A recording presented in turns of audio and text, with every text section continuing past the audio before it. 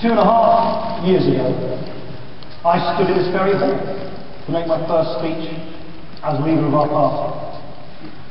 I said then that the chance for change was within our reach, and we had to seize it. Now that chance came. Okay, perhaps not quite in the way many of us could have expected, but the chance came, and we responded with real courage and conviction. Cynics expected us to back away. Instead, we confounded those who said that coalition government was impossible. We created a government which will govern and govern well for the next 5 years. Of course, there are those who will condemn us. We are challenging years of convention and tradition, and our opponents will yell and scream about it. But I am so proud of the quiet courage and determination which you have shown through these momentous times in British political history. Hold our nerve, and we will have changed British politics for good. Hold our nerve, and we will have changed Britain for good.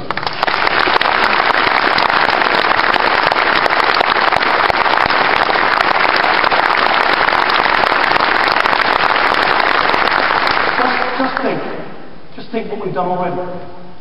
We've ended the injustice of the richest paying less tax on investments than the poorest do on their wages. We've guaranteed older people a decent increase in their pension. In November, we will publish a freedom bill to roll back a generation of illiberal and intrusive legislation. By Christmas, identity card laws will be consigned to the history books. For New Year's Day,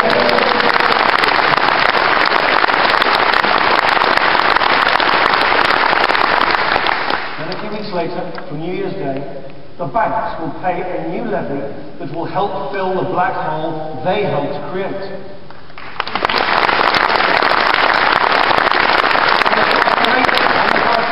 900,000 low earners will stop paying income tax altogether. In May next year, the people of Britain will get to choose their own voting system. And this time, next year, there will be a pupils' premium so the children who need the most help get the most help. We've always been the face of change. We are now the agents of change. And every single person in this hall today is part of that change. Actually, there's one contribution that you all made to the success of the coalition negotiation, which you're probably not aware of. Our formidable negotiating team got all the training they needed, battling out policy right here on the conference.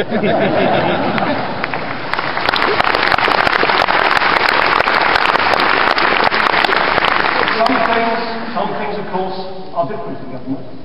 Some are the same. I still think the war in Iraq was illegal.